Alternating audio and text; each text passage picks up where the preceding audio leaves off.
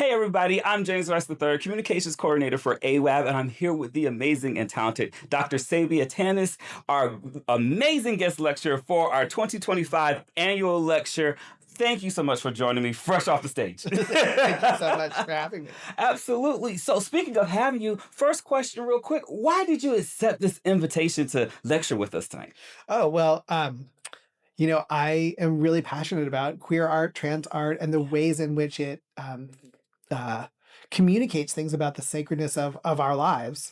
And I think the real revolutionary potential right now, it's a way of showing us our goodness, our wholeness. And so I guess whenever I get to evangelize about and to get to show people images of art, I'm always excited to accept that invitation. So, And it was some amazing artwork. If you did get a chance to see that, we will replay the lecture. You'll get an email about that soon. But for those folks who are at home that did not get a chance to attend, yeah. in a high level overview, because they'll get the video there, could you just tell them, just quick 30 seconds, quick and dirty, a little bit about what we talked about tonight and shared? Yeah, sure. I shared some examples from a number of artists who depict queer and trans folks in their works of art, particularly those who have spiritual content. And the kinds of themes that artists looked at are ways in which holding religious groups accountable for homophobia and transphobia, but I think more importantly, showing the ways in which the stories of the Bible, where Jesus are connected with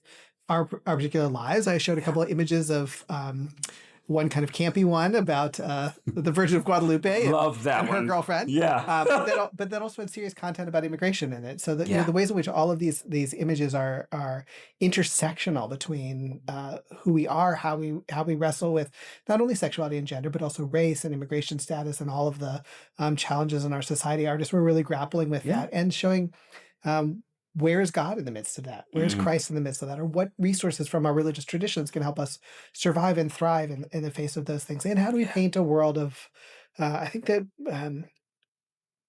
brings us closer to the realm of God, helps us envision what does liberation look like for our people? Yeah. So that we can see it. If we can see ourselves into that reality, we are much better at coming close to experiencing that reality. Absolutely. And creating that reality. Absolutely. And, I'm going to throw in one bonus question here out of what you said, because I think it's so important because, not only are you doctor and a distinguished professor there at the United Theological Seminary of the Twin Cities. Did I get that right? Yes. You're also a reverend, right? And so just quickly, for those who might be watching, what is just in your reverendness, in your ministerialness, in your person of Christness, and your fullness in your identity and all that you represent in this crazy world that we have right now, maybe what is a quick 2 or 10 or 15-second message just to folks in this crazy reality that are watching and looking for hope and tuning into stuff like AWAB's social media and emails? What is a message for folks to take in this time and in this season that you're feeling compelled?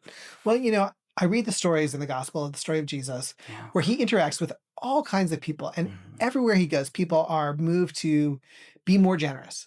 They're moved to be healed. They're moved to connection with others.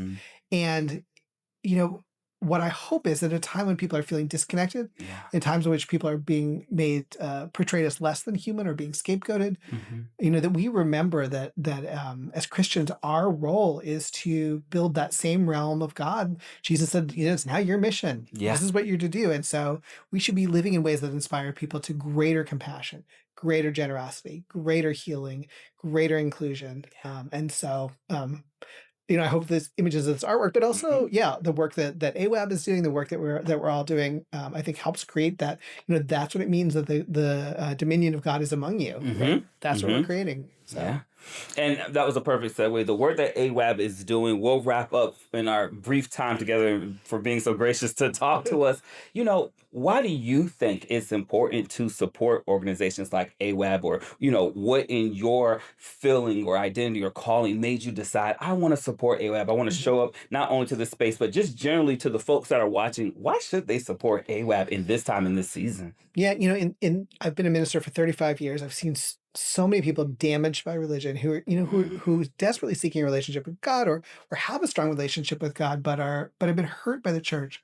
I think organizations like AWAB are important for a couple of reasons. One, we need to stop hurting people in the name of religion. 2, people need to be healed and need to be honored in the joyful relationship that they can have with God, that they can have with Christ, that they can experience that. And I think AWAB is such a critical voice in both the accountability to the institution, but most importantly, I think, to nurturing that spirituality, giving people a safe place to come out, and giving people validation in their spirituality so that they can live the kind of flourishing and fulfilling lives that God calls us to. And so I see AWAB as so critical to that healing and flourishing work of the world. And so I'm so grateful to be with you, but I'm also much more grateful that you all are in this world and are doing this work, and I get to be a tiny part of it. So thank you. Absolutely. And I mean, I couldn't have said it better myself, and I saw I'm not, right? And so thank you so much for tuning in briefly for this brief recap.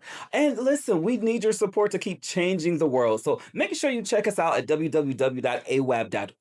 You can also give there. You can become an AWAB member. You can learn how to be one of our education partners. And last but not least, you can join our Here We Grow campaign. Thank you so much for tuning in. We'll see you next time.